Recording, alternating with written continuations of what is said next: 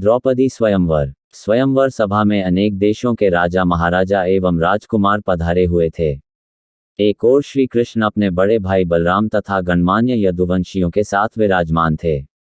वहां वे ब्राह्मणों की पंक्ति में जाकर बैठ गए। कुछ ही देर में राजकुमारी द्रौपदी हाथ में वरमाला लिए अपने भाई धृष्टद्युम्न के साथ उस सभा में पहुंची। धृष्टद्युम्न ने सभा को संबोधित करते हुए कहा, हे विभिन्न देश से पधारे राजा महाराजाओं एवं अन्य गणमान्य जनों, इस मंडप में बने स्तंभ के ऊपर बने हुए उस घूमते हुए यंत्र पर ध्यान दीजिए। उस यंत्र में एक मछली लटकी हुई है तथा यंत्र के साथ घूम रही है। आपको स्तंभ के नीचे रखे हुए तैलपात्र में मछली के प्रतिबिंब को देखते हुए बाण चलाकर मछली की आंख को निशाना बनाना है। मछली की आंख में सफल निशाना लगाने वाले से मेरी बहन द्रौपदी का विवाह होगा। एक के बाद एक सभी राजा महाराजा एवं राजकुमारों ने मछली पर निशाना साधने का प्रयास किया, किंतु सफलता हाथ न लगी और वे कांतिहीन होकर अपने स्थान में लौट आए। इन असफल लोगों में जरासंध, शल्य, शिशुपाल तथा दुर्योधन, दुशासन आदि कौरव भी सम्मिलित थे। कौरवों के असफल होने पर दुर्योधन के परम मित्र कर्ण ने मछली को निशाना बनाने के लिए धनुष उठाया, किंतु उन्हें देखकर द्रौपदी बोल उठी, यह सूतपुत्र है, इसलिए मैं इसका वरण नहीं कर सकती।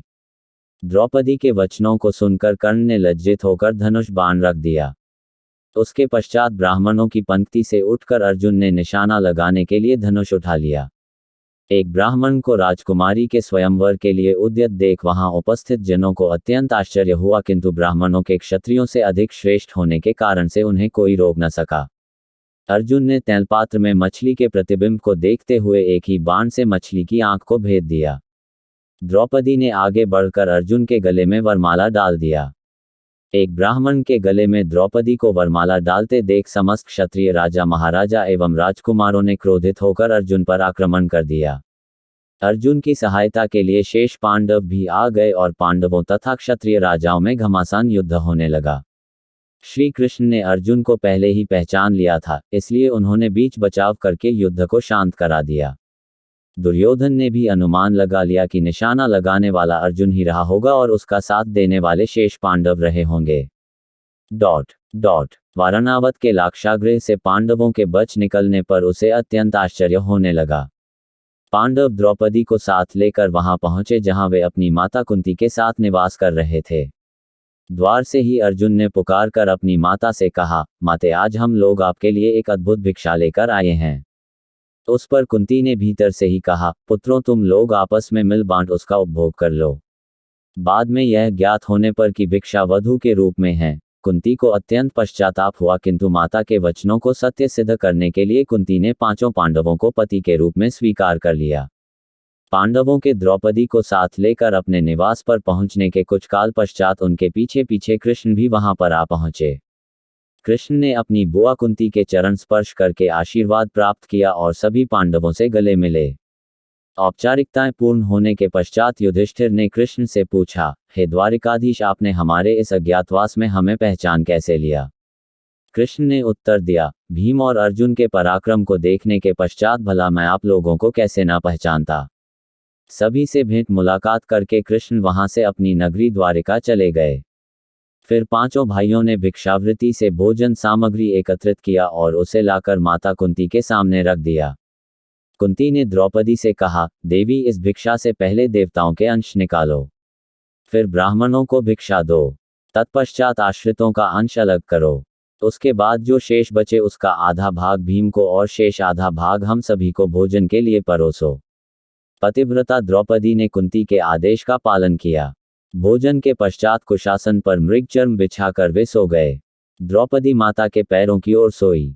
द्रौपदी के स्वयंवर के समय दुर्योधन के साथ ही साथ द्रुपद, धृष्टद्युम्न एवं अनेक अन्य लोगों को संदेह हो गया था कि वे ब्राह्मण पांडव ही हैं। उनकी परीक्षा करने के लिए द्रुपद ने धृष्टद्युम्न को भेजकर उन्हें अपने राजप्रासाद में बुलवा लिया।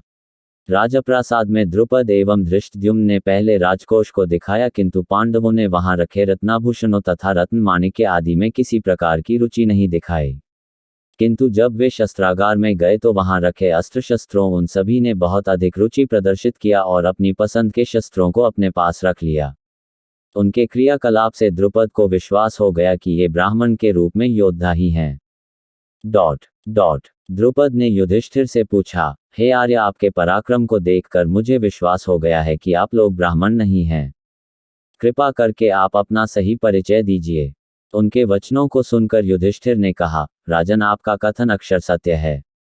हम पांडु पुत्र पांडव हैं। मैं युधिष्ठिर हूं और ये मेरे भाई भीमसेन, अर्जुन, नकुल एवं सहदेव हैं। हमारी माता कुंती आपकी पुत्री द्रौपदी के साथ आपके महल में हैं। युधिष्ठिर की बात सुनकर द्रुपद अत्यंत प्रसन्न हुए और बोले, आज भगवान ने मेरी सुन ली। मैं चाहता था कि मेरी पुत्री का विवाह पांडु के पराक्रमी पुत्र अर्जुन के साथ ही हो।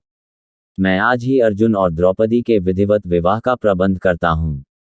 इस पर युधिष्ठिर ने कहा, राजन, द्रौपदी का विवाह तो हम पांचों भाइयों के साथ होना है। यह सुनकर द्रुपद आश्चर्यचकित हो गए और बोले, यह कैसे संभव है? एक पुरुष की अनेक पत्नियां अवश्य हो सकती हैं, किंतु एक स्त्री के 5 पति हों ऐसा तो न कभी देखा गया है और न सुना ही गया है।